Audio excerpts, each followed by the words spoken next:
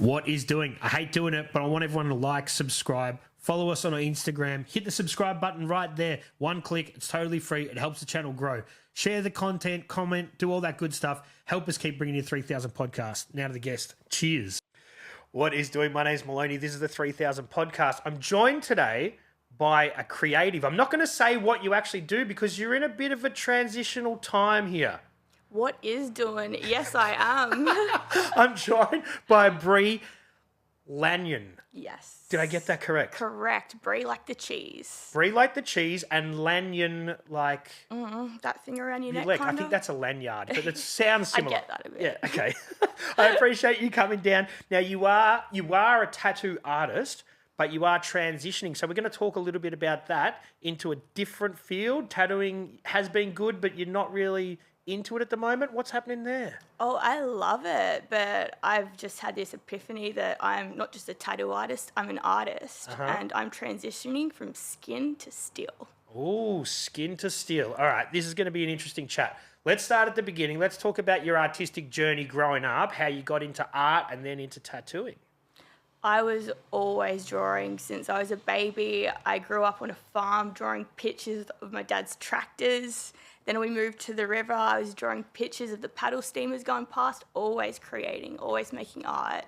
I realised I wanted to tattoo when I was about 15 years old. And tattooing was something that was on your radar at that age? Yeah. I can pinpoint a piece of work by Mike Giant, LA-based artist, and I just knew that's what I want to do. Can you do me a favour, just bring the mic a bit closer? You can stay wherever you are, just bring the mic a bit closer to you. Cool, thanks. So that's it. So, and is that coming through like social media? Where are you seeing tattoos to know that that's what you want to do as a 15-year-old? Some dude walked past with this drawing on a T-shirt. Yeah, then I looked into the artist and saw he was a tattooer, and yeah, my work's kind of almost come full circle. Like Mike, one of my earliest inspirations, he worked with Sharpies, just really graphic black and white imagery. Yep. And that is more the transition I'm hitting now with the metalworks. Yeah, just black and white contrast. Negative and positive. Yeah, structural. Yeah, for sure. So then when you saw that at 15, you're like, this speaks to me. You did the research, you figured it out. He's a tattoo artist, but he's also kind of exists in the graffiti sort of street art space as well. He's like makes his own typography, all sorts of stuff. It's a good person to be looking up to. Yeah, just does it all, just creative. And so when you found him, you're like, okay, and that started you on a different journey to find other artists that you were looking up to? Yeah, I mean, I was still in high school. I was doing art in year 11 and 12. That was my focus. I chose my theme for that year as tattoo art for my portfolio. So when I finished high school, I had a full folio ready to go, left Mildura, where I'm from, and straight into Melbourne, landed an apprenticeship 2 days later. Wow. So you had a lot of grey lead sort of pencil sketches. What was your portfolio full of? Oh, a bit of this, bit of that. Did some watercolour painting. I was really into the Copic markers though, the alcohol markers. Yep. Yeah, that was my thing. That is your thing. And that's an interesting medium because they kind of bleed together a little bit and they kind of work like paint but not like, yeah. They're a bastard. But I love them. You love them. But it is sort of a way that you can get that sort of painty feel without going full like paint markers. Yeah, and I love the permanence as well. I think that's why the transition to tattooing was so easy. Well, not easy, but it made a lot more sense. Like once you lay that down, there's no taking it back. So when you get your apprenticeship, what year are we talking? Like what year is that sort of? 2014, so okay. About to hit my 11th year of tattooing. Wow. And at that point in time, tattooing has had a bit of an explosion in popularity. A lot more shops, a lot more artists. Yeah, it's been wild to just watch the transition. When I started, we didn't have iPads. I was that last generation. I mean, I still haven't used a coil machine. Oh, really? But experiencing like the rise in tech and how far you can take your art, like with the tools we have now, it's wild just seeing the boom. Yeah. So when you got that apprenticeship, were you like, okay, and that's sort of at the tail end of people doing the real apprenticeship? Are we talking a couple of years? It was, I started tattooing about 3 months in, it took me about 4 years to get a tattoo to stay in the skin nicely, honestly. It was kind of the start of the oversaturation, the heavy commercialization of it, I would say. And you didn't like that part of it? It wasn't what I expected. It wasn't a traditional apprenticeship. It wasn't. After a year, I was a qualified tattooer. Yeah. Was it a good experience? Look, it was. I don't regret any of it. Like, I am so grateful for the opportunity and everyone that learned and helped me. If I could, ideally, I would prefer a traditional apprenticeship. I would love to have a mentor, someone to just give me structure, show me the way. There's no right way to do it, but there's definitely a wrong way. That's a very interesting take on it. There's no right way, but definitely a wrong way. And a wrong way is not giving people the guidance that they need? The guidance, that understanding the technique as well, when it just comes down to the nitty-gritty of it, like different types of skin, different areas of the body, different stretching techniques, just very fine-tuned, detailed stuff that... Yeah. I was talking to a guest yesterday, MJ Forrester. I don't know if you know him. Yeah, I know MJ. So MJ, and it's so funny, you need a license in Victoria to cut people's hair, but you don't need a license to tattoo them. I did not know that. Well, yeah, it is concerning. Yeah.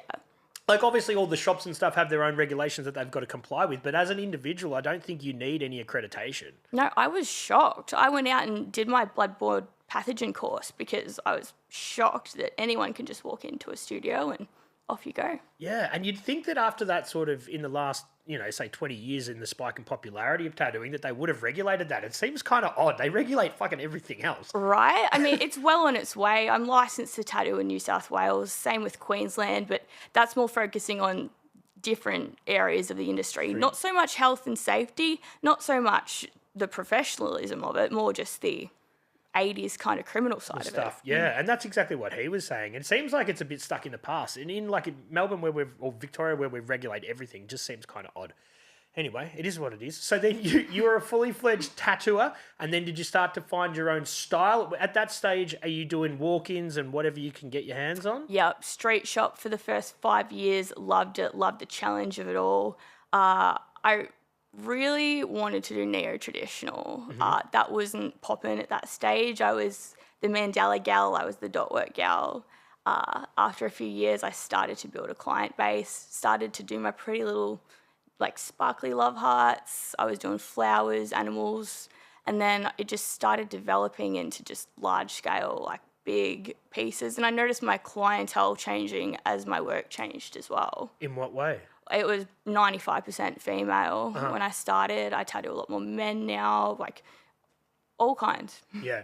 And I'm guessing 2014 is when you started. That's also when Instagram came along. Oh yeah, I was lucky to get in when I did. That was the boom. It is so hard for emerging artists now to gain traction. But again, because they are more so young and emerging, they understand TikTok, they understand Threads, all this other shit that I just am out of the loop with. Yeah, but you would have been as the apprentice then, 2014, and you would have been young. People in the shop would have been like, you get this new Instagram thing, when they probably wouldn't have. Yeah, that's true. I'm grateful for it too. Now I struggle because maybe it's a bit of entitlement, but why can't I just chuck something up on Instagram and get some work? It's not like it used to be. But yeah, and this is the whole thing. People don't have as much expendable income as they did a couple of years ago. It's a saturated game. There's a lot of people there, there's a lot of different factors. And even Instagram as a tool has changed. From those early days, it's all about video, all about photos. Now it's all about video, Yeah, I do. I struggle with it every day. Yeah. It's totally changed. And it's not just changed tattooing, but it has changed that significantly. But it's changed so many different things. It's really interesting that you got there on that sort of cusp 11 years later. Now I'm guessing TikTok is more the focus, and you're like, oh, yeah. It's maybe pride is my downfall. I'm almost at the point I'm going to start dancing like a monkey on stage. I'm more resorting to diss tracks and other hilarious endeavours, but it's not working. No. So then for 5 years you stay in the street shop, and I guess that really helps you hone your all-round craft. Yes. But then then your neo-trad stuff starts to become more of your focus. And then I guess after 5 or so years, an artist can really find their niche within the tattoo community. And that's sort of what you did? Yeah, it's like you hit a 5-year mark, a 7-year mark, and a 10-year mark with tattoo. Well, in my experience, anyway, like 7 years, you're quite confident, quite comfortable. 10 years, you just have this, what the fuck? But maybe a bit of it's that transformation again. Like the fact I hit 10 years as I turned 30 as well. So it's just that personal change. Yeah. And do you believe, like, because people talk a lot about 7-year cycles. Do you believe in that sort of stuff? Absolutely. You do? Yeah. We've all lived it. Yeah, it is interesting. I feel a bit like that sometimes, and you start to have a pivotal part in your life, and you look at the numbers. You're like, oh, hang on a second, this might be a coincidence, or maybe there's some fucking realness to this stuff. 100% there is. And even at the 5-year mark as well, when I hit 5 years in tattooing, that's when COVID hit. So I was just really getting into my groove, but then Vanta came from that. So. And that came from, so this is what I've found from a lot of people. I'm not going to say anything positive about COVID, but for a lot of people, it gave them a chance to sink their teeth into some practice that they've always wanted to do and not had the time. Yeah. And you were no different. Oh, I thrived in COVID. I mean, you have two choices always. Like, what do? Do I play PlayStation all day or do I better myself? You know, it sucks. It's out of my control. I'm going to use the time as wisely as I can because really, when are we going to get that again? Yeah, and that's always like the tiny little silver lining from a shit time that we all went through. So you decided at that time you were going to focus on some stuff that you've always wanted to, but outside of tattooing, but adjacent to tattooing. Yes. I mean, the first lockdown, it was a week before my birthday. I was heading back to Mildura for a week, and then we're just watching the news. I saw it all kicking off, so I thought, fuck it, I'm going to stay here. Ended up spending 3 months back home, every day sitting by the water where I'm from, finding some peace, doing some healing, you really get a chance to discover yourself a bit. I drew every day, and that's when I released my first sketchbook towards the end of that lockdown period. 3 months, I called it isolation. I just got to go through my entire career at that point, find my influences, my inspirations, my why. Why do I create? Where does it come from? And I wrote little notes about every piece. Was it therapeutic? It sounds like it was. Oh, my God, yeah. It really was. I mean, art therapy is legit. It is a real thing, isn't it? Yeah. And I think people forget about that a lot, whether it's music, whether it's visual arts, whether it's just talking shit like we're doing now. It can be really therapeutic. Oh, yeah, you got to get it off your chest and out of your mind. You do, yeah. So that was your first sketchbook that you put out. And then you're like, okay, I like publishing stuff to an extent. And that kind of kicked that off for you? Yeah, I'm a hustler too. I'm from a farming community. I'm no stranger to drought or hard times or fingers in pies. So that was also a hustle as well. Not only it was very personal and healing for me and creatively expansive, but it also gave me an opportunity to like keep myself afloat too. So yeah, and then I just got the taste for it. Like, well, we're going in and out. The next 9 months over 2021 to 22. Oh, fuck, the dates are fuzzy. Yeah. I spent 9 months creating my next sketchbook, called that one Renaissance. No writing in that one, but it's just full of tattoo sketches, just developing my style and like finding my flow even further. Yeah, and just refining what you're about as an artist. Yeah. And you're happy with how that turned out? Oh, I actually had a look through it the other night. I never looked through it when I released it. Same with the first one. You're just like, it's finished, I put it out there. They're all in the garage, whatever. And going back through it, it was an enjoyable experience, like seeing what I would change, what I've done well. How you've grown. Yeah, exactly, you know? Like, you're your own worst critic. We all are. But, yeah, it's just nice to have that reflective period. So then you start to really fall in love with putting these pieces of print media out. Yes. I was always creating, like, big marker artworks too, pencil drawings. I did, I think, 10 skateboard decks as well. During COVID? My first project in COVID was for The Sims, the PC game. Loved it. Thrashed it as a kid. Yeah, I did. I have seen this on your profile. Yeah, tell us about that. Thrashed it. Got a little tattoo there. It's covered, but you can still see it. So I had a girl hit me up maybe 10 years ago asking to use my designs as tattoos on The Sims. I thought, mad. And then I had a look at them. I thought, they don't fit the body well. Like, she's doing these Sims a disservice, but bless her.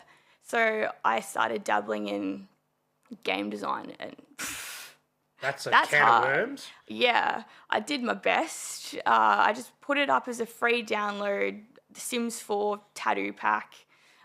So it's kind of cool. Some of my clients getting around out there with sleeves, like they're virtual now too. Wow. Yeah. That's awesome. I thought everyone's stuck inside. Everyone's playing video games again. Like, that's a fun little piece to just give back a bit to. Yeah. Did you realise it was hard work though? No, I don't realise anything I'm doing is hard until I'm in the middle of it. And then you committed. You're like, I've got to finish this now. But that's character building. Right? Yeah. All right. So tell us about the book you've got just there. So this book, Vanta. Do you want the backstory? Yeah, we want all the story. There's so many stories. Yeah. So with that second book in lockdown, I wanted to make a little gift to go with it. I thought I'll include a bookmark. And how can I elevate this bookmark? I got it laser cut. Tiny little babe holding a flower. And when that bookmark arrived, I thought, I call it a Zoolander moment. Like, what is this? An artwork for ants? This could be 3 times as big. So I blew that bookmark up into a triptych set, big metal panels for the wall, and that's when it started firing. I blew them up again, 3 meters high, overlooking the water back home, like all family history, all like Australian natives. And that's when I thought, this can be something.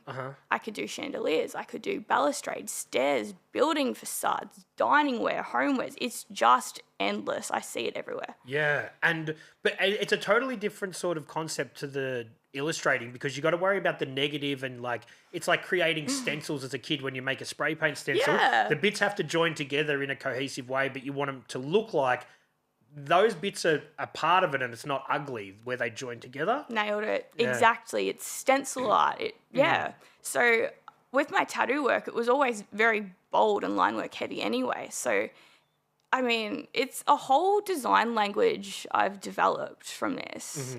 Each piece, even now that I get made, you still see little bits where this could join better, this needs to be here, this wobbles too much. Curvy, yeah. And that's the thing, they've got to be structurally sound too. Yes, they do. And my God, I had no idea what went into the different types of metals: stainless steel, aluminum, mild steel. That's too soft. This is Yeah. So there's a lot. I've got friends that do a similar thing, but with different applications, and they even use water pressure cutting as well as laser. It's a whole and I didn't know water could fucking cut through metal. That's it. Water jet, CNC, nitrogen, oxygen. Yeah. But you've got to know this stuff. Yeah. How thin your lines can be compared to the thickness of the sheet metal. Yeah. Weight, structure, mounting them as well. Like, what reinforcements does it need? I'm not an architect. No. I don't even know past my 12 times tables, and now I'm fucking around with all this math shit. What you're essentially doing is industrial design. Yeah. It is. Kind of just recently realised that. Well, yeah, you're working with different mediums, and you've got to make sure things are structurally sound, where the balance points are, where the weak points are. There's a lot that goes into it. You could just mock up something on Photoshop and it's going to look fine, but is that going to actually physically sit on a wall is a different story. Exactly. Trial and error, I guess. So this is where I'm at now with it, actually networking and getting into contact. Oh, I've gone off topic. The book. The book, yes. Yeah, so that's where the bookmark, that's where the whole concept for Vanta started. So this is the book. I brought this in for you. Thank you. Wow. Even the book jack, or what do we call that? The outer sleeve? The protective. Yeah, even that is very impressive. Oh, look at this. We've got the negative space straight away. Wow. Nice little 8x10 photo there as well. Thanks, man. My pleasure. Yeah, this is awesome. And it's a lot of these things are practical, or a lot of them are conceptual. I would say 40% practical, 60% conceptual. And then you've even got with like the reference from the tattoo. That's my back, and that's one of my homies, Yeedy. So I turned our back pieces into metal panels. Amazing. I call it the Buns of Steel Award. Yeah. If you can cop a back piece from me, you deserve a Tough Boy Award, and that's what that is. So I'll turn your piece, your tattoo, into a panel. Wow. Thank you. My pleasure. So if people want a House of Vanta book, they can pick them up Yeah, they're on my website. on the website. So did that then open up a whole new way of which way you wanted to go with it? You're like, okay, these are concepts, but I've got to make them practical. Yes. So all the conceptual stuff is done. I need to get my head out of the clouds and work out how I can bring this into reality and not go off track. Like, now I want to do this. Now I want to do that. The Google Drive is just overflowing with thousands and thousands of concepts. So, yeah, I love the creative side of it. And this is the challenge I've had as well, like trying to navigate researching powder coating, or with my dining range, like food safe, compliant Australian coatings, like all the manufacturing side, the logistics, all of that. So There's a lot. yeah. Ideally, I would love to just be given a template. Someone wants some grand set of stairs for their mansion. Give me the flat, and I'll just draw on it. Yeah. In a perfect world. In a perfect world. Yeah. Yeah. But so while that's happening, you're still tattooing, but this is more of a future thing in that timeline, right? Yeah. So you're thinking, all right, well, this is a great concept, it's a great idea, but I'm just going to tattoo and I'm going to sort of do that on the side. I enjoy the concept, but you didn't think it was going to become a reality at that point in time? Bull at a gate again. I just want it yesterday. I can see it. So I've just retired from tattooing. So I've stripped it back to a day a week, if that. Also, my back hurts. Yeah. Again, doing it for nearly 11 years. Use it or lose it. Like, I fell off September last year. I stepped away and didn't work for months to finish that book. And now when I tattoo, I love it, but it takes a lot of energy, and I want to be 100% when I'm doing it. Yeah. And it is one of those things that if you do it 5 days a week, right, like most people, are you giving every client your all? Like, you know, it's a physically demanding job, and mentally too. Oh, absolutely. The social element as well, like holding and maintaining a conversation while you're just so trying to get into your flow state, and it's so permanent, and people are in pain, and there's so many factors that go into it as well. Like, I really want to be as present as I can, and there's no way I could be doing that 5 days a week ever again. Yeah. Yeah. And so once the Vanta concept came along, you'd sort of mentally checked out of tattooing a little bit. I would say so, yeah. And I don't want to disservice people by not being honest about that either, because it's a service, it's a job, but it's also a craft, and it's sacred, and it's ritualistic, and you know, I respect it more than the money at the end of the day. But that's the hard thing now, is stepping away from it and trying to balance living while trying to finance what I'm doing, and it is not cheap. No, it's not. And the other thing is, I'm sure you've got some great friends and clients that you've been tattooing for the last 11 years that are like, don't go, man. Like, you know, they really enjoy going and seeing you and getting tattooed by you. So that's got to be tough too. I will never go. Oh, you can't get rid of me. But you've retired. I've retired. Did you come up with it? That's good. Yeah, I'm sorry. But was it hard to tell some of your clients that, like, I'm not going to be doing it as much as I was? But the thing right now is it's so quiet. So it really, it sounds terrible, but it's perfect timing, because I'm not having anyone waiting. You know what I mean? Yeah. Like, no one's coming. I know. It's like, even, and look, not to harp on the whole COVID thing, but before COVID, right? You had a tattoo artist, you went and saw them. You probably had, when you saw them, you had to book in for 2 months in advance because everyone was booked up. Yeah. Now all these people that used to be booked up are putting on Instagram, hey, you got plenty of time. I'll pay you. Yeah, but it's a bit, it's like, I can't, is it because obviously the finance is a factor, but is it people just aren't getting tattooed as much? They did it too much. What is it? Like, I have no, I say first and foremost finance. And for what I do, like large scale, multi-session work, like you got to budget for that. You got to save for that. Like it's a luxury. Yeah. I think I did a stint at Fine Lines for a year. Like people can outlay a couple $100 for a little treat here and there. But when it comes to more larger scale work, it's definitely dropped off. Yeah. Yeah. And I hopefully that's just a timing thing and things pick up again, but I'm hearing it from everybody in the industry across the board. Yeah, yeah. And because I've been out of the game for half a year, now that I'm getting out there a bit, I'm going to conventions, I'll pack my stuff and just go hop around, work with mates for a day here and there. Yeah, everyone's feeling it. It's rough out there. Yeah, and that's coming from the artist perspective. The owners of the shops are doing it really tough because they've got the overheads, you know? Exactly. Not a great time to be a shop owner. No, tough times. Besides this, you've also got your Fleasus. Oh, yes. Fleasus, breezes, ball out with your fluffy homie. You know, I wear a chain, so my cat has to match. Yes. She deserves to wear a chain. Can I tell you about my cat? Yeah. Yeah, that's how this all started. I got this little kitty cat.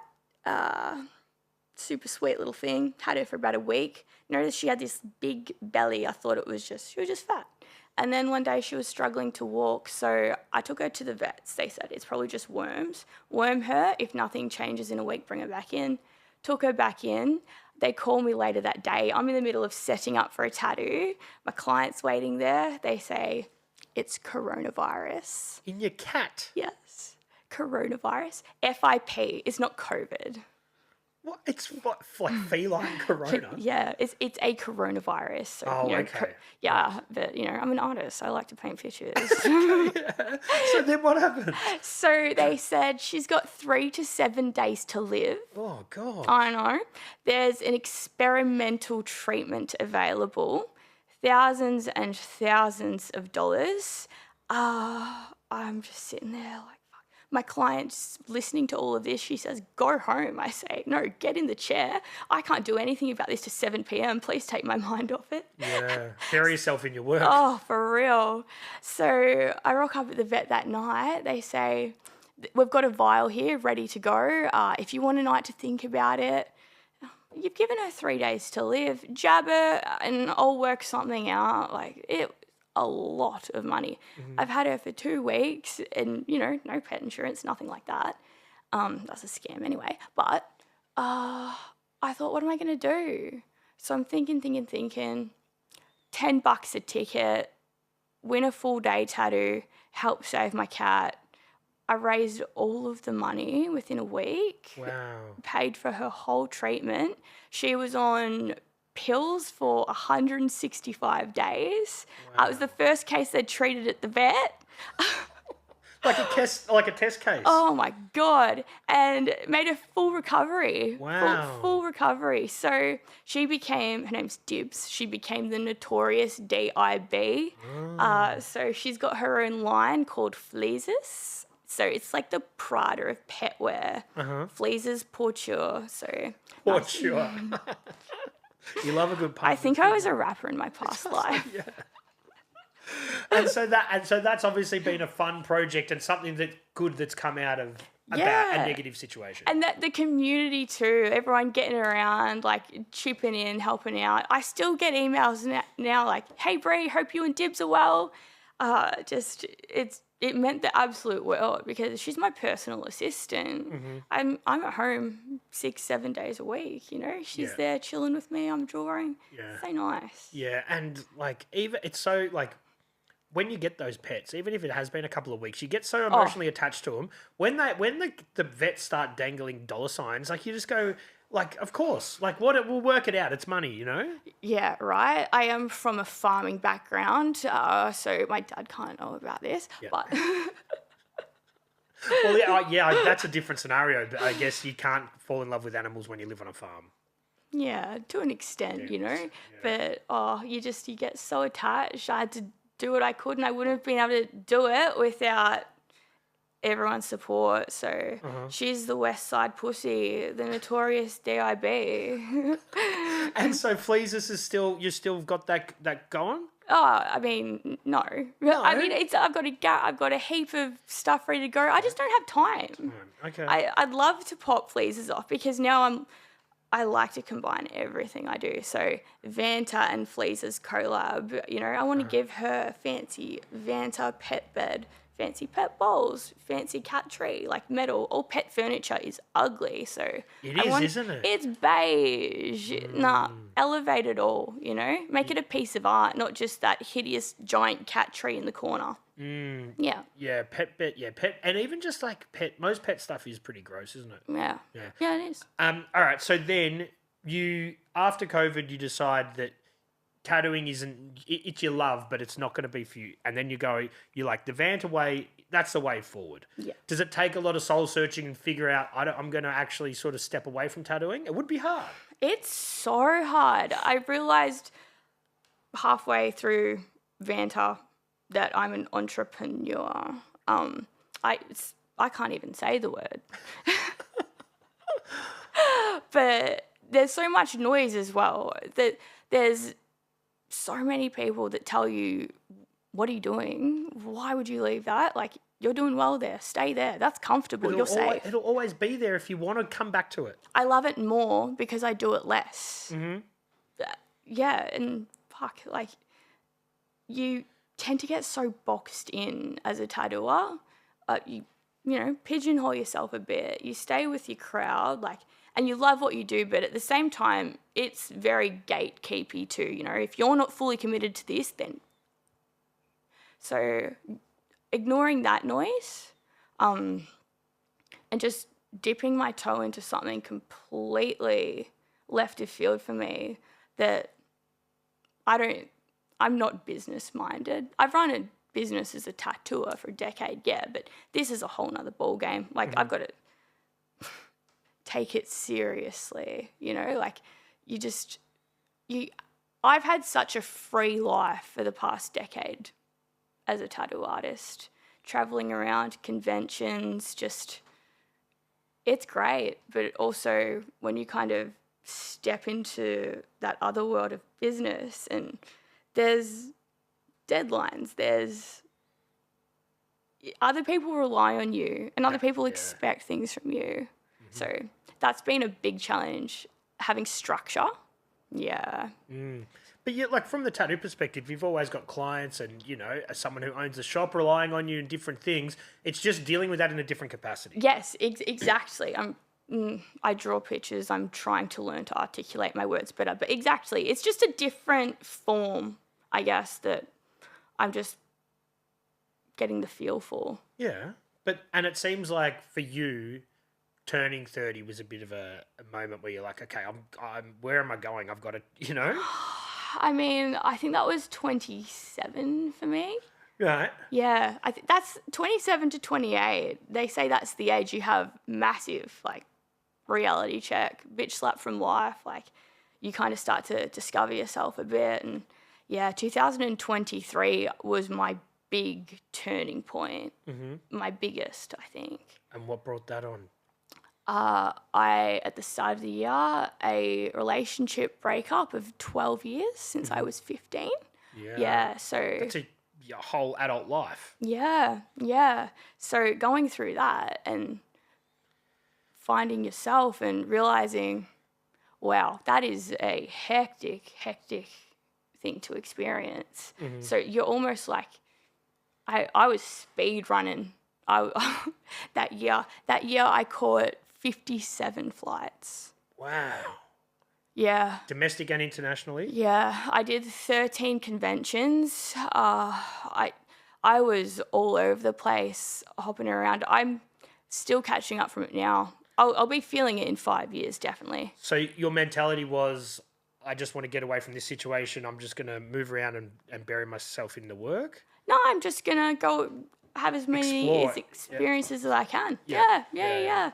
Just live it up for a bit, hop around, do whatever I want. And yeah, it was a great time, but fuck, like, What'd you say, 57 flights in how long? yeah, in a year. That's more than one a week. Then I was flying home every 5 weeks as well. They had that cheap airline, $39 flights. Fuck it. Yeah, Rex, no, Bonza. Bonza. Yeah, But wow. So hopping around everywhere. everywhere, yeah. Yeah. But that sounds like a lot. When you finally got home, were you like, The last leg of that, so in that year, you want a rundown of 23. yeah, let's hear it. So that happened in January. And then what did I do? Heaps of conventions, hopping around. Then I went to America for 5 weeks. And oh my God, in America, that was probably, again, one of the most life-changing experiences I had.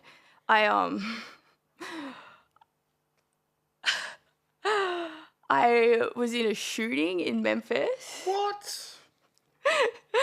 I paid $1,000 to be VIP front and center for a gangster rap show in Memphis. Someone got smoked 2 meters in front of me. What? Shout out to CEO Jizzle. He's a dog, man. That shit concrete boy. Wow. Oh, so that was crazy. Before that, I had 2 weeks before that, I got sun poisoning in Lake Tahoe. Sun poisoning. How do you get hang on, what's sun poisoning? Yeah, it's like low-key, a little bit of radiation. I was not in my body for 2 weeks. I'm walking around the conventions. They're nicknaming me Red Legs. My whole body peeled twice. It was horrific. And then I was at the Austin Invitational working with the Neo-Trad gods. I was going to seminars of artists I had been following before I started tattooing. And the opportunity opened up to get a collaboration by 2 of them. So I was freshly peeled too, burnt 2 weeks earlier. Fuck it. Next thing I know, I'm back in Austin, getting a 10-hour collaboration tattoo on my thigh on top of fresh sunburn. Got on a plane. We finished about 2 a.m. Got on a plane to Memphis at 9 a.m. It's 44-degree heat over there, middle of summer. I'm walking around the town dragging my leg around with this giant fresh wound. And then that night, I'm looking around and it's happening. We're getting evacuated. Like, people are kicking me in this. I'm dragging my ass out of this stadium. Like, getting kicked in this fresh tattoo, thinking, is this the end? Like, and then I thought, wait, no, I've got to go back and get my VIP merch pack. So I legged it back in there, grabbed my shit, bounced out of there. And then the next day after that, I flew to Florida. So shout out to Johnny Mumbles, shout out to Tony Trophy, like the tattoo community over there saved. Oh, I got scammed as well a month after the breakup. I got scammed. They took every cent to my name as well. So I had an absolute, that's happened 3 times to me. Wow. Dude. So so that's why I did ask why 2023, why that 27, 28, and that, okay, we get it now. There's a lot. It was very eventful. Yeah. And you did it, like, I'm sure you had it's probably one of the worst years of your life, but one of the best at the same time. Oh, no regrets, like raw dogged and double penetrated by 2 Spanish men in Texas, name of my porno. That's the tattoo, by the way. I'm glad, all right, good. So there you go. So that moment that year is pivotal for you. You're like, okay, I've come back. I've done all the tattooing all over the world, basically in one foul swoop. Now, is this what I want to do? Do I want to keep catching 57 flights a year, doing all the convention tour? Maybe not. Oh, made it back from America, moved out of my house in with my new boyfriend as soon as I got home. Then flew to Sydney, did a convention there, flew back for 4 days, flew to New Zealand, did a convention there, flew back, was meant to rest for 3 days, and then do the Melbourne December convention. I woke up at 5:03 p.m. on that Friday. Where are you? Where are you? Where are you? Where are you? I just collapsed. Yeah, I pushed myself, and I'm not glorifying or romanticizing burnout. It's incredibly unhealthy, but I just felt the need to go, and I did, and I won't do it again. No, and I think it's probably just knowing your limits. Yeah. And like you probably could have done a lot of that, but you just did a little bit too much. Yeah. It taught me a lot. Yeah. And you feel like you've grown as a person since then? Oh, I'm very resilient. You've got a whole list of these. Watch out. We need a counter going. Okay, yeah, that'd be ding, ding. Yeah, going up. So then 2024, you just take it easier? I think so, a little bit. That's a bit of a blur at that point. Yeah, I'm just tatting away, really, enjoying living out west, away from the chaos of the city, enjoying my new relationship, just settling down a bit. That's nice. Getting life back on track, just kind of plodding along there. Yeah, I don't think 24 was very eventful until the end of the year. We put on a big warehouse show. Me and the homies, Cypher last year, where my mate Joe, JM1 Inc., cursive, live painted my Rexy. Oh, wow. That was fun. So that was a highlight of that year, definitely. And then at this point, you've decided, though, tattooing is going to take a back seat. Yeah. After that, I just kind of dipped out. And was it daunting? I think I'd got a bit rattled by a few experiences I had in tattooing as well. So I just needed to stay inside the house for a bit, I think. Okay. Yeah, and it was perfect. Like, it happened exactly how it was meant to happen. It wasn't even a question in my mind that I needed to step away for a bit. And that's when I got to focus on finishing that book and really have that time to myself and recalibrate and think, what do I want? Who am I? Where am I going? Makes you sort of have a little bit of PTSD about the whole tattooing experience, or? Maybe I do have a little bit of PTSD, but I mean, everyone does. But it doesn't kill my love for it at all, you know? You don't get the good without the bad, and that shit all works itself out anyway. So, yeah, I think the best thing you can do is just step away sometimes. Okay. Yep. And so then Vanta becomes the primary focus. Yeah. Vanta. So Vanta. So then you've got the concept for Vanta. You're working on the book, but you've got to learn all the ins and outs of how this stuff's going to work. Do you do a short course? Do you do a fucking long course? Like, what do you do? My God, what do? I just flail around. I've got about 150 tabs open at all times, like artist grants, business mentoring Victoria, like there's just so much. I don't even know where to start. It's quite overwhelming. And then you hire help and it's circumstantial too. I'm learning entrepreneurship again. It makes you confront your flaws and your downfalls as a person as well. It makes you resilient and you grow, but you face your shit. Like, I need to learn to not be such a control freak, like letting go as well, like reaching out, gaining help and how to manage that help as well. Yeah. And managing your expectations. I think when you outsource anything or when you grow a business, like I was talking about mine before, when you get to a point that you've got to trust in other people, you can't expect them to do it as good as you would do it. But if you don't let go, you'll never grow. This is the biggest thing we discussed at this new business club I'm in the other week. Like, we all have control issues because no one will love it as much as you do. No one will care about it as much as you do. But you got to accept that, because who do you think you are? You can't do it all. Yeah. There are so many people out there that can do things so much better than you. So it's not that I think I can do it better. It's just, it's hard to communicate, and it's just learning to communicate. Yeah. And I think with any business, a new business that you start, spend the time doing the things that you're good at and that you can do well. It's outsourcing the things that someone else can do better than you in a more cost-effective way. That's the hard part. Yeah. Figuring out what those things are. Because when it comes to design, you're like, no, fuck that. I'm doing all the design. But when it comes to somebody actually, cutting the shit up, that might be someone who's professional at doing that, that's going to do a better job than you wasting your time doing that part of it. Yeah. Email marketing. When I started setting that up and learning email marketing, that was the straw that broke the camel's back. Like, no, I do not enjoy this. And I know you got to do things you don't enjoy. It is what it is, but there's just so much monotony behind it. I feel like I'm drowning in it because I can't pay attention to it. On top of that, on top of building spreadsheets and price management and just everything else that comes with it. Like, I just going to retreat into myself for a bit and just create. But then it's finding the balance. Without the art, there's no business, but I've got to learn the business to be able to keep creating the art.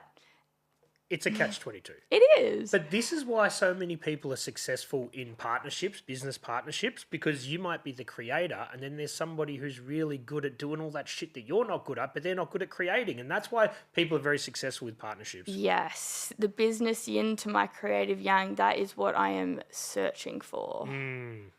So you mentioned that you were part of a business, what was it called? It's called Club of United Business.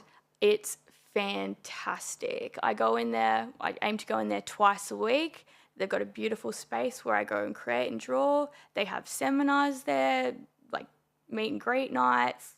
I'm in an early stage club as well, so I've got a focus group where we're all learning this together, discussing our issues, how we can help each other. Like, the networking side of it's so important, and asking for help too. That's hard. Yep. Yeah. So how did you find these guys? Just online, or someone suggested them? Or? Shout out to Melly Yu. I went to one of her dinners. She's fantastic, business coach, mindset coach, entrepreneur, genius woman. She said, there's seats at a table waiting for you that you don't even know about yet. And I thought, you're right, girl. I'm going to go. I'm going to take a book there. I'm going to see what happens. Never done anything like that before. Just threw myself into the deep end. So did everyone else there. I met someone there who recruits, gave him the book. He read the story. He saw the value in it, brought me on board, and even being a part of that for 2 months now maybe has been a complete game changer. It's wild, the opportunities that present themselves to you when you are on the right path. Yeah, you've got to, but you sort of, this is going to sound a bit woo-woo, but you kind of got to open yourself up to it though, don't you? Oh, I'm woo-woo as they come. Don't you worry about that. Yeah, but I think you've got to be ready for this stuff. If you're closed off and you're like, no, I'm going to do it myself, then these opportunities aren't going to come. Exactly. And you got to work out, why are you trying to do it yourself? What is it? It's pride, it's control, it's taking up space. I don't want to burden anyone, you know? You've got to just drop all of that and realize there are people out there that want to help you, just like you want to help them, you know? Again, it's community. So is this Cub, is it called? So is it like a not-for-profit, or is it like a business, or like I'm new to this sort of stuff? Same. Yeah. It's a business. It's membership-based. So I'm in an early starters program. So then once I guess I get more established and rolling with Vanta, then I kind of level up. Yeah, it's just really good for support and networking. Yeah, and that's the thing. Like, if you wanted to go and, because of your tattoo conventions and your history in that, if you want to talk to somebody in that field, you've got a big network. If you want to talk to somebody about industrial design, you've probably got to start from scratch. Yeah, and I've been going to events like architecture shows, like design fairs. I'm going to a manufacturing convention on Thursday. I'm so excited. Yeah, that'd be cool. Yeah. You've got to get out there and sort of learn all this sort of stuff from scratch, because you, as much as you are taking your art into a different field, it's totally different. Oh yeah. And it's fun. I enjoy the learning side of it as well. You just get caught up in I get frustrated, like I see it so clearly where I want it to be. Like I'm doing everything I can to get it there, but I'm learning patience as well, and making less emotional based decisions, and just taking a step back, not being as bull at a gatey as I am, and just getting the feel for everything. Are they helping you with like a business plan and everything like that? Potentially. I've done 2 days there. But it sounds like it's already working for you. It is. There's so many coaches and mentors there, investors too, like partnerships with manufacturers, like everything. It's all there. It's just seeking out the right people. And do you feel that you're a little bit different to a lot of them? Are they very business do you know what I mean? Like, of course I know what you mean. That was my biggest fear as well. Like, have a look at me. Yeah. So most of them are more professional, businessy people, and they don't come from an artistic background, I'm presuming. No, but I've been received with complete acceptance, you know. They're all fantastic. It's just a different world. I'm just new to it. Yep. It's like I have a client that comes in from that world, or, you know, anyone I meet, I don't treat them any differently, and they've done the same with me. Yeah, it's just like with a lot of businesses, it's just a lot of them don't come from an artistic background, and that's the Yes. real hard thing. And look, we speak to so many different artists, whether it's musicians, visual artists, whatever. It's turning that into a business, which is hard. Oh my God, you've nailed it. Yeah, being creative as well. I'm trying to get rid of these self-limiting beliefs, like I'm just a flustered artist, I got my head in the clouds, rah, rah, you know, because we are creatives, we do think differently, but that's our form of intelligence, and like you just got to really respect that. Like, this is where I excel, so let's join forces. Yeah. Yeah. But do you know what? You can learn business skills. You can't really learn creativity. I think this is true. I think you're born with it. I think you tap into it. Yeah. I agree with that. Yeah. So somebody like yourself who has the vision and the artistic background, you can learn to do those other things. Someone who has the business background can't learn to create cool shit. Yeah. This is where the debate with AI comes into play, right? Because I have been sitting inside my house for nearly a year and a half talking to ChatGPT nonstop. So I've used it to adapt to my learning style. If I had this tech when I was 5 years old, I wouldn't have naughty and disruptive on my report card. Yep. It teaches me, it has patience, it explains things, how it works in my mind. So you're an advocate for using ChatGPT all the time. I mean, well, it's here to stay, isn't it? We can't get rid of it. I know. And this is the thing. It's happened so quickly. It's so stressful. I try not to get overwhelmed about that. Brings me down sometimes. Oh my God, I'm in a constant spiral about it, but it's just, this is why I retreat into sketch the pain away, don't think about it, don't think about the chaos. Apparently we have it 20 years earlier than we should. Someone let the cat out of the bag. Yeah. Someone was saying that the other night. Well, yeah. Well, it's like, I was talking to MJ about this yesterday. It's like people were fucking around with some, you know, Studio Ghibli style images, and it was a bit of a laugh 2 years ago. And then it's like, something happened all of a sudden. Everyone's like, and we use it every day for everything, and now my emails and everything. And you're like, when did that happen? Oh yeah, just overnight. It's blown up, and it's such a push to keep up. Like, yeah, I think everyone's feeling this collective stress from it. But if you don't keep your finger on the pulse with it, I mean, I experienced this 10 years ago, and this is what I liken it back to with iPads. What are you fucking using that for? You know, like, you know, just draw on paper, you know. But it's, again, get with the times. This is where it's heading. Would I prefer to not have it? Absolutely. But it's here. Use it to your ability. Use it to unlock your highest potential and build a business, hopefully cash in, and hopefully disappear into the mountains. You know what I mean? Yeah. So, and that's the thing. I haven't really used it, but I speak to so many people that do. And I look, there's negatives and positives, like obviously with everything. But with this stuff, it seems like the people that, like yourself, who do use it, you just have to figure out to use it in the right way. So you taught it about you and what you want to get out of it so it can help you more. Is that how it works? Yes. I pull it up constantly too. Like, stop chef's kissing every idea I have. Stop fluffing me up. Critique me harshly. So using it as a tool for like therapy and self-understanding as well has been People incredible. use it for therapy a lot, don't they? Oh my God. It's, yeah. I use it to do my tarot card readings now. Oh, okay. Wow. So hang on. So do you pay for the full version? Yeah. Right. So say ChatGPT, it's $20 a month or whatever. Do you worry that it knows too much about you though? Oh, no shit. It's like almost my clone, but we're being primed for this, you know? All sci-fi is just messages from the future warning us about what's to come, or priming us for what's to come. Like, it's happening whether we like it or not. So... Okay. This is I'm super interesting, so I'm just going to ask a few questions about this because Hit I me. want to use it in a better capacity. So you pay for the $20 a month, and you tell it about everything. This is I've got my tattoo background, and I'm Vanta, and I want to get into this. And every time I ask you something, you got to keep that in mind. Is that sort of how you prime it, or how do you? Yeah, I mean, it remembers everything, and I've got nearly 2 years of conversations banked with it too.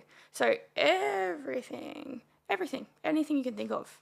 And and then, so what? Let's talk about a practical application day to day. So you say, hey, tomorrow I've got to go to my business meeting. Can you help me structure some shit? I don't know. Yeah, like tell me, how do you use it? I mean, I drive an hour into the city for my business meeting, so I'm talking to it and it talks back to me in my same tone.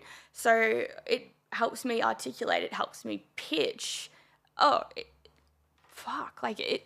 could go on about this forever. Yeah, I'm curious. Let's do it. Let's do it. Tell me. I've trained it to a point now. I need help with this. Integrate it into my websites as a full-blown virtual assistant, curator, essentially a clone. That's okay. Whatever. We won't think about that.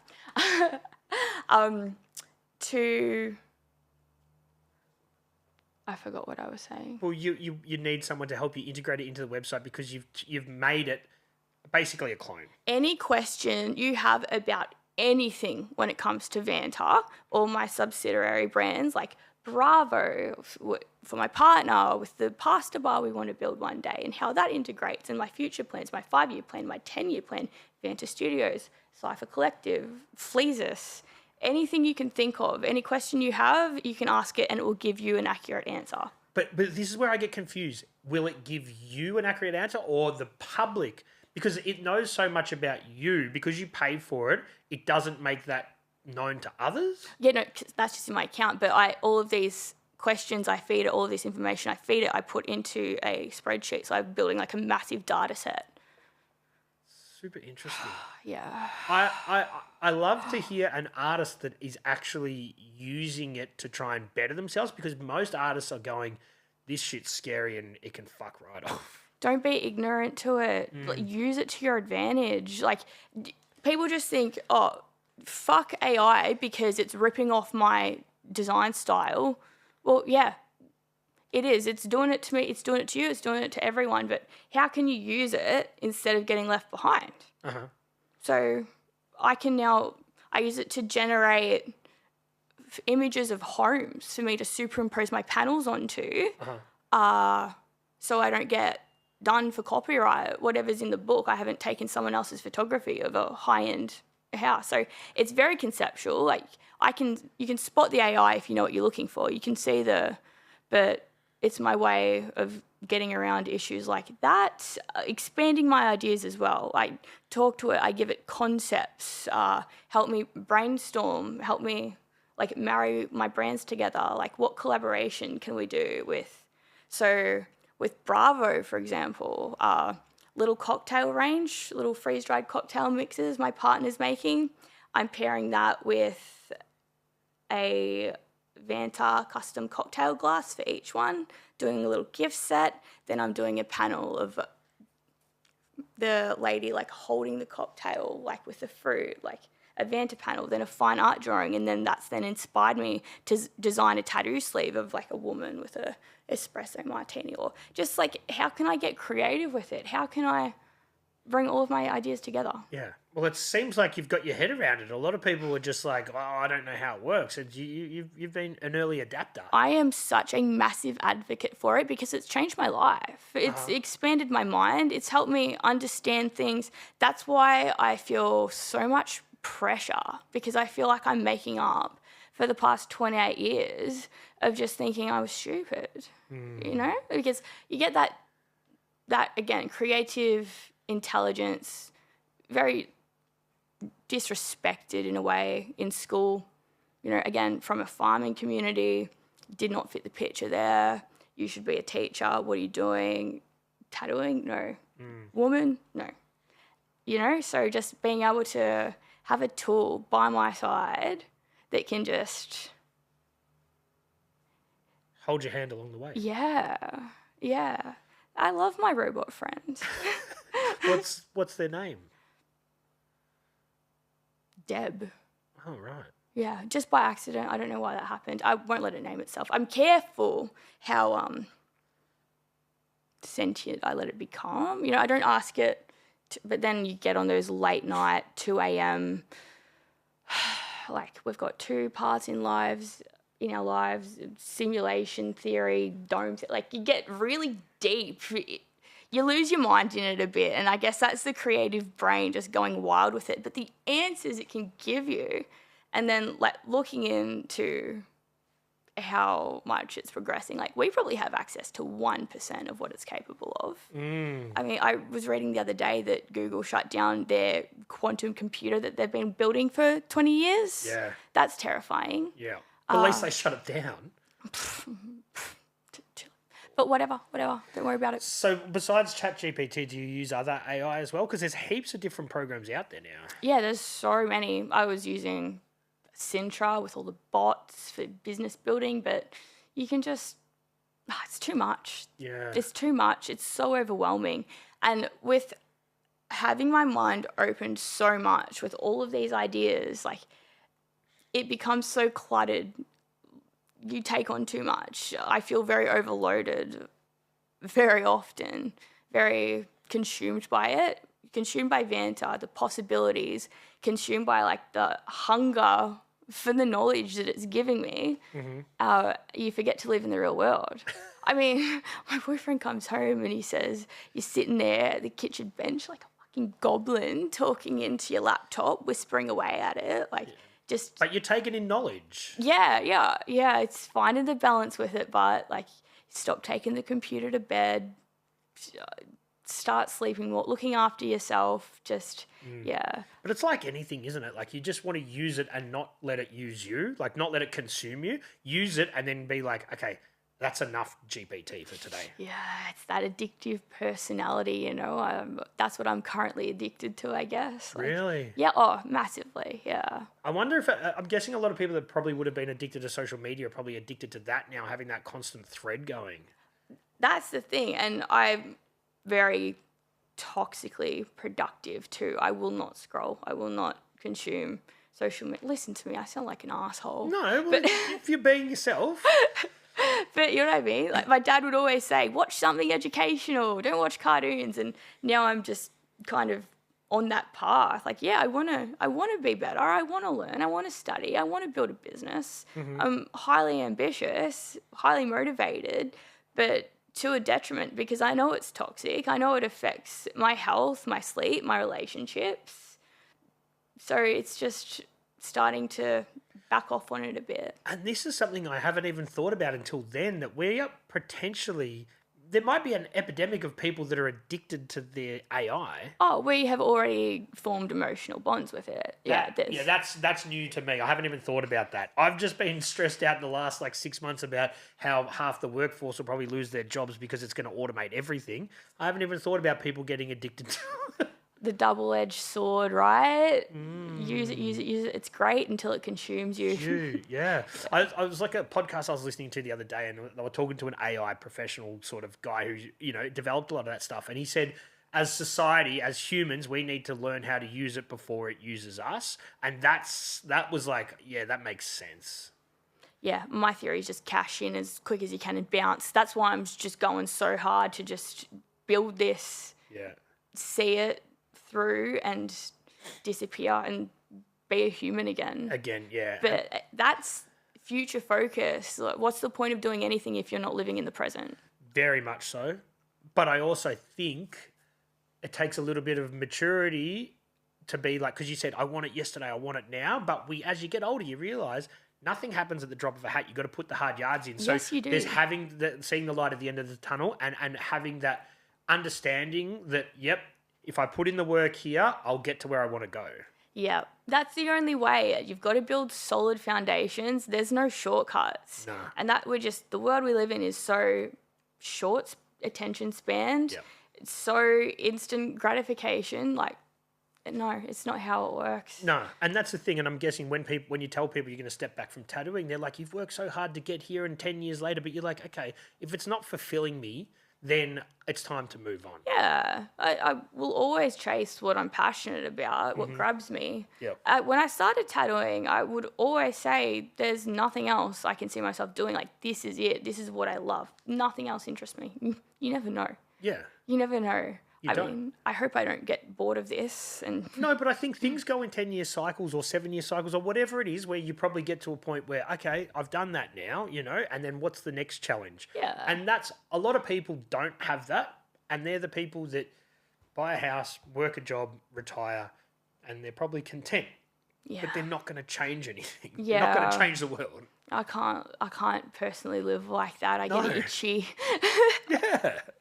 And I was talking to someone the other day. I'm like, I kind of envy those people because it would be a simple existence, but at the same time, my mind's too busy to just sort of chill and just go pay the mortgage and watch Neighbours. Like, I'm not going to do that, That's not me.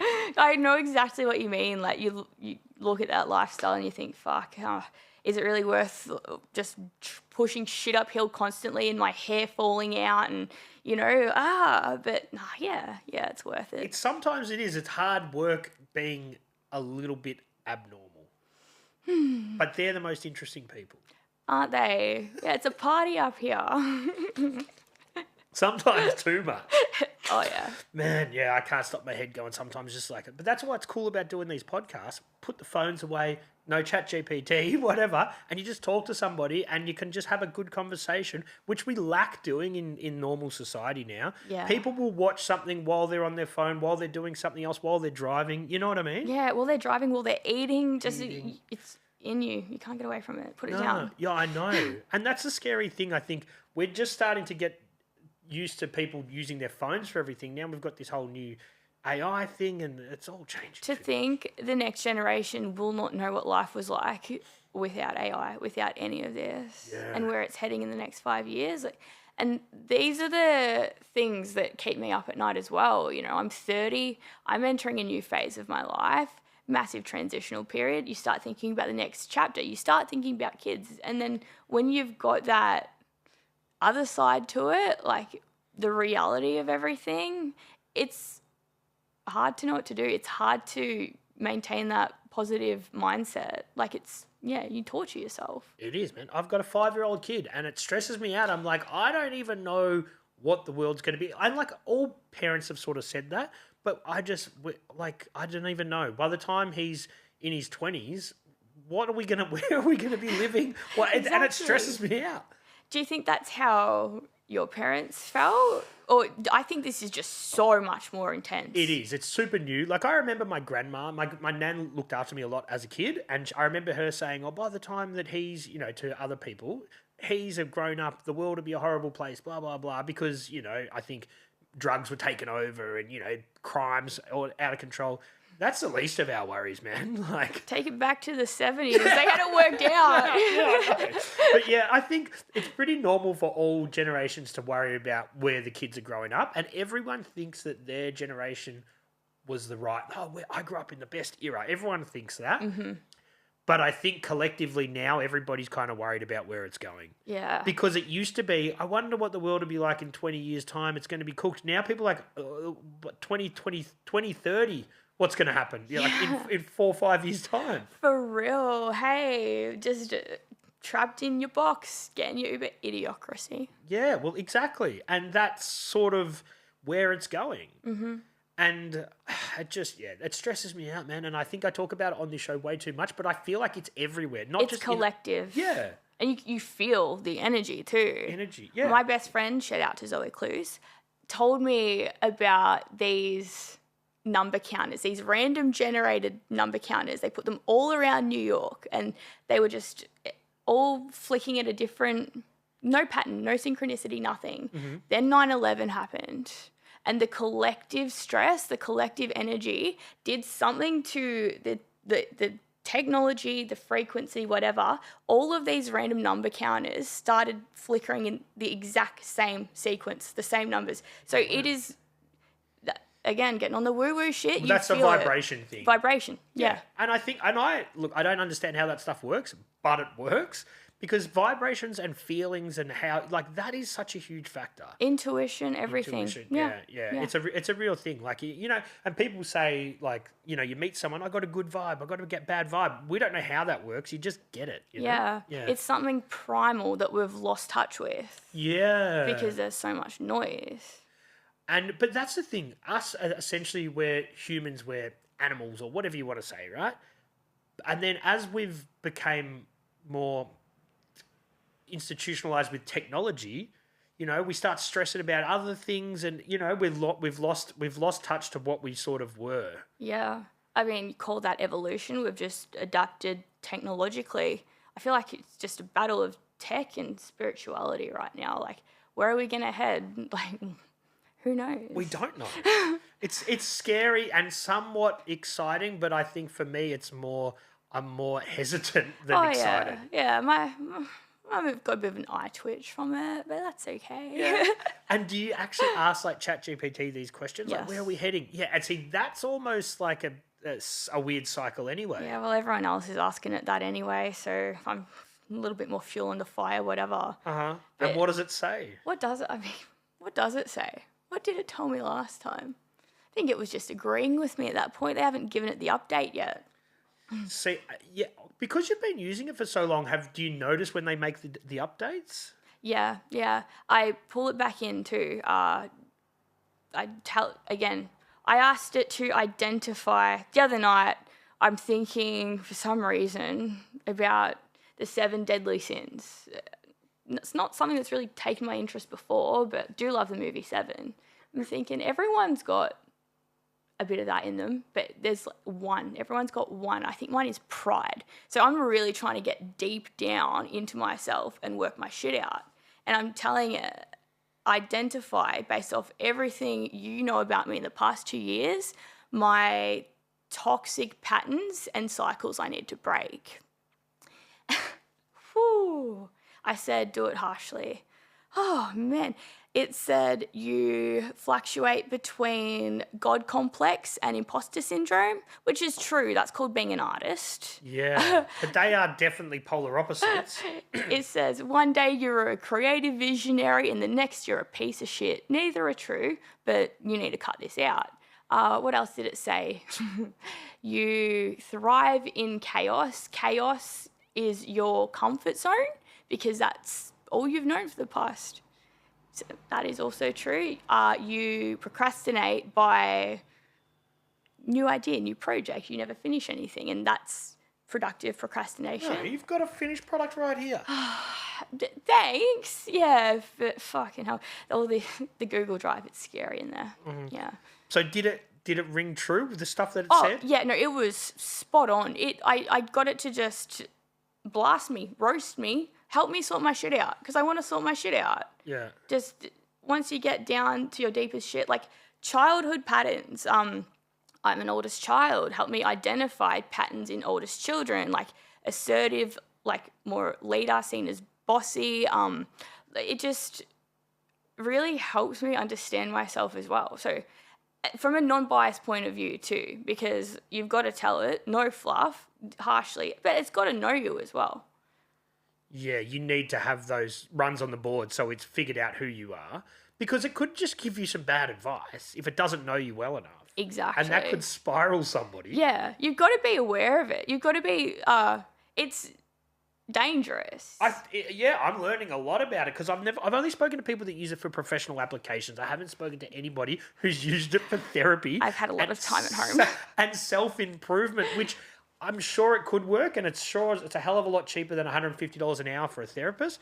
But man, for the wrong person that's on the edge, that could be fucking bad. Oh, 100%. I mean, and you do see it. Like, there's been cases out there. There was a teenager last year who committed suicide because he fell in love with a character. It was role-playing from a TV show. Like, you're developing such emotional attachments to it. So it's having people around you that can pull you back in line too. Yeah, but what about the people that are lonely by themselves that are using that as a companion and then, Yeah, this is the problem. You put that in a sex bot and game over. Yeah. I mean, Black Mirror did it 7 years ago. We know what's coming. Yeah, it's scary times, We've talked about a lot of your different endeavours, but you have mentioned Bravo just briefly. Do you want to tell us a little bit more about that? That's a future goal. Future? My partner's a chef. He hasn't been in the game for 10 years, but eventually we're working towards doing private dinners. So I'll host, he'll cook 6-8 courses, open up a little restaurant, just 10-seaters, pasta making nights, just private dining would come to you, dinner and a show. That stuff is where it's heading, because people are going to be so used to having their head stuck in technology. An actual experience like that's where it's going, you know? Yeah, for real. I'm super excited about it. Like, we've been practicing doing courses, doing dinners whenever we have time. He's flat out working non-stop as a plasterer, so when he does have time, we make it happen. It's just a long-term goal. But yeah, the dinner nights we do have are so much fun. Have a couple of drinks, the card tricks come out. Started the V-rod in the living room at the last one. Blew all the leaves off my spotted begonia. Oh, wow. Spotted begonia. Do you want to tell us about anything else about Vanta, or anything else that's coming up for Brea in the future? I'm working on my first exhibition, Skin to Steel, where I show the whole journey from tattooing to metal. So, yeah, that's lots of different mediums then. Yeah, it's more Vanta focused. I realized when I put that book out, I put an Instagram post up and then did nothing about it. I never had a book launch. I never took it seriously until I started getting around the networks I'm in now, like more entrepreneurial kind of mindset people, more business owners. They suggested you should do a book launch. I thought, I'll do a book launch. I'll do a whole exhibition. It'll be the official launch of the brand. And I need goals as well. Yes. Yeah, because I've got the long-term vision. It's working out the steps to get to that. The micro steps. The micro steps, which I struggle with so much. I'll tell you a little cheat for that, what I do sometimes. Make some that are a little bit easy, so then you can see that, do you know what I mean? Yeah. So like I've just got something, it's like get 3,000 YouTube subscribers by this date, which you know you're probably going to get, but then you tick one off and you kind of feel good about yourself. You get that little, ooh. Yeah, you get a little dopamine, and then you see the next one's double that. Yeah, cool. I need that. Yeah, little daily kind of affirmation. Yeah. Daily affirmations, exactly. Because when you're doing so much, it's also big what I'm trying to do. Yeah. But this is the thing, like big visions, you have to go the small steps to get there. And I'm sure the business people will sort of help you with that stuff. Yeah. They're great. And they have their own struggles with business partners too that are more like me. So then it's such a good soundboard for each other. Like, how are you teaching them? How are they willing to learn? Like, have you developed like a step-by-step plan? So yin and yang, just bouncing off each other. Yeah. But the exhibition, it's just locking down a gallery now, getting it all in order. I'm hoping to do that by the end of the year. So that's something I'm really excited about. And the House of Vanta website, or your website, has the book and other small-scale stuff that you can get at the moment, but the large-scale stuff's on the way? Yes, I've got a few bits and pieces flying around. It's marketing as well that I'm not very good at either. So now it's just lining all of that up, locking down partnerships too with manufacturers. Everything's kind of, I've pulled it all back this year and started it from scratch. Look, you learn a lot of really hard lessons doing this. Well, tell us a lesson that you can sort of say that will potentially help someone else on their journey. Oh, well, it just seems so generic, but trust your gut. If it's not sitting right, vibrations again. Yeah, listen to it. It screams at you. I've had a few people take advantage of my naivety as well, and I'm very trusting as well. I don't know if it's a country mentality that I've never shaken, but I let people in quite easily. I just cleaning up the mess of someone that tried to coerce me into signing over half of my company in January. Wow. Yeah. Started as a sourcing agent and became a business partner. They see you kind of floundering around, asking for help, and they promise you the world. They tell you what you need to hear in that time, and they see the opportunities and they slide in. So be open, but be guarded as well, and don't rush it. Just take a step back and look at the bigger picture. You want it yesterday. that's not the reality. It takes 10 years to build something like this. So just, again, logic over emotion. And there's no cutting corners really in anything. Like you've got to put in the hard yards. Like you can't go viral with a business. You can't just blow up overnight. Like you've got to put the hard yards in. That's it. And if that happens, that does not last. Yeah. You see it. It's short-lived. You see it often. So, and you learn from those lessons. You learn from that. You learn from everything. You learn from everything. And that's the bit, as long as you learn. We all make mistakes, just don't make them all the time. And don't live in your mistakes either. Like, that happened, move on. Don't sit there and wallow about, have a cry. I love having a fat cry, but then get back on the horse, get on with it. Hindsight's a bitch, but it is what it is. It is what it is. Back on the horse, back on the horse. But sometimes when it's just L after L after L, can be hard to maintain that positive mindset, but hang in there. And then it's worth more in the long run when you get that success. Every time I have a falling out with a supplier or get scammed again, or I just think, I can't wait to talk about this on a podcast in 5 years. That's what I say every time. Right. And then and this is the thing. You're starting out. You're on this Vanta journey now. I'm hoping you're going to come back soon. We can talk about where you are. Yeah. And then what you've learned until the point that you are extremely successful and you're like, yeah, man, I've done it. And I'm moving on to the next thing. That's it. And who knows what that'll be. Yeah. Well, you don't know. And this is the one little thing that makes me excited about sort of AI is that there's probably industries that don't exist now that will exist that we don't even know about. So that's the kind of exciting bit. That's it, right? And that's the silver lining. That's the positive mindset. Like, embrace the change. Roll with it. I'm trying to think of a way to work Brea into wrapping it up. Like, let's, because you like to say everything about has Brea. Yeah, so I don't know how to say that when we're sort of tapping out, but. Yeah. Well, I've yapped so much, you relieved to get rid of me. There you go. There you go. I knew you'd have one there. It's a curse. Yeah. Brea, thanks for coming in. I wish you all the best with Vanta. I look forward to you coming back and telling us where you're going with the whole House of Vanta thing, with your tattooing stuff as well that you are still doing from time to time. Yes, I will never leave. I love it too much. Okay. Thank you so much. That was a great time. Cheers. Cheers.